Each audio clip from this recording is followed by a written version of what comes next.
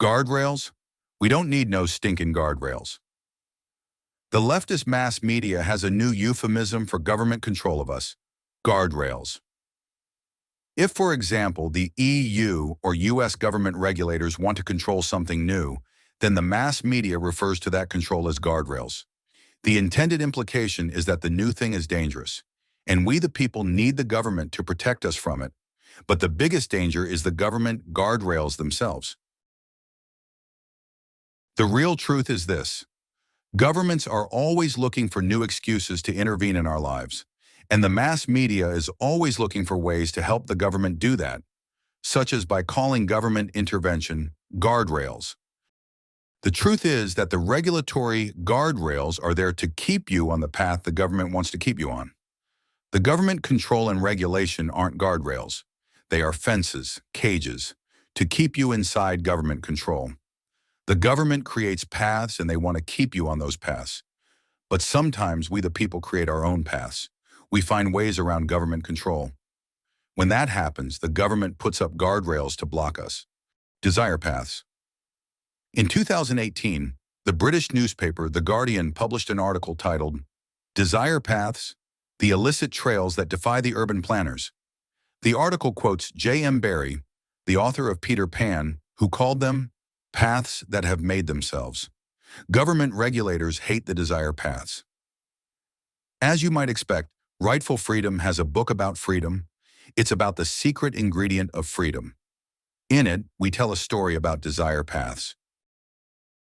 Here's an excerpt from Control versus Freedom: Urban Legend and the Paths of Desire. You may have heard about the college that, once upon a time, constructed the buildings for a new campus, but intentionally did not put in sidewalks to connect the buildings. Instead, the builders waited a year and allowed the students to create paths by walking on the grass. Then, when it became obvious where the sidewalks belonged, the builders simply paved the paths. It seems like a good idea. Let the people who use the system design it by using it. Or you could even think of it as letting the system of walkways design itself. Not only does the college get its walks put in the right places, but it does not have to pay planners to decide where to put them. People who told the story of the self-designing college sidewalks did not usually say at which college it happened. Or if they said which one, they were not sure. So were the walks real life or just an urban legend? Several discussions on the internet address this question. In September 2015, one was on the Straight Dope message board. The question of where or whether the self-designed walkways really ever happened was not quickly answered. Everybody who commented had heard the story, but no one was completely sure of the details. Cynical Gabe: I heard this method as a common way of designing footpaths in Denmark. Squink: the story has been around for decades and is so logical that it's in books on design. Scientific American ran an article on similar methods of footpath design in the late 70s to mid-80s. Sorry, I can't pin it closer than that. Frito: I have heard the same story about the Apple Computer Campus in Cupertino, California. I have no idea if it's true or not. J.S. Africanus: while I was at the University of Oregon, I remarked to a graduate student in landscape architecture that people who plan walkways should do exactly what the OP describes. He told me that was how Thomas Jefferson laid out the walkways at the University of Virginia. Interestingly, the commenters seem to at least entertain the idea that self-designing walks might work as a good solution, even though many of them seem to have been landscape architects or other such professional planners, who might have been thought to be averse to a solution which did not involve planning and control. Anyway, there was an answer to the question: urban legend or true story? It was finally answered by Patio Furniture, who explained why the story of the college paths is a myth. Patio Furniture: something like this would never fly now, or as far back as building permits have been required. Building plans without sidewalks would never make it past the permit office. So, the spontaneous emergence of order in the form of ideally located walking paths is not mythical. It happens all the time. The myth part is that government regulators will allow it. In the real world, government controllers put up barricades and guardrails to prevent people from walking on the desire paths. Government regulations require government control of paths, even if that control costs extra and put the paths in the wrong places. freedom has to be stamped out. End of excerpt from Control versus Freedom.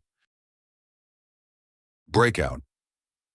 In 1762, Jean-Jacques Rousseau wrote in The Social Contract, "Man is born free, and everywhere he is in chains. The human species is divided into so many herds of cattle, each with its ruler, who keeps guard over them for the purpose of devouring them. As a shepherd, the natural superior to the sheep of his flock, so the shepherds of men, i.e., their rulers, are naturally superior to the peoples under them." For many years, leftist U.S. government regulators, with the help of the leftist media, have been trying to erase a certain idea from the American mind. That idea is spontaneous order. It is the secret ingredient of freedom. Americans used to understand that, but it's a secret ingredient now because the leftists have succeeded in almost entirely suppressing it. Spontaneous order is paths that create themselves. It is emergent order. We don't need more government control, fencing us in like livestock. We need more freedom, and to get it, we need to better understand what freedom really is. In 2023, El Gato Malo, in a Substack titled "A Successful Society Must See to Itself," wrote, "Despite what Leviathan may tell you, it does not fall to government to establish and maintain social norms. The state is neither competent to nor capable of doing so, and you would not want it to even if it were.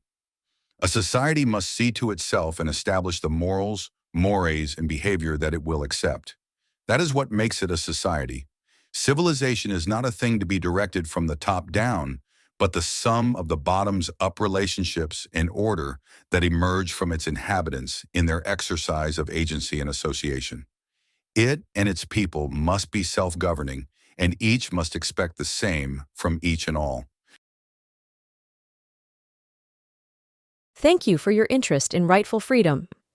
Please help us grow by liking and subscribing and commenting. We would love your feedback, and see more content at our website, rightfulfreedom.com.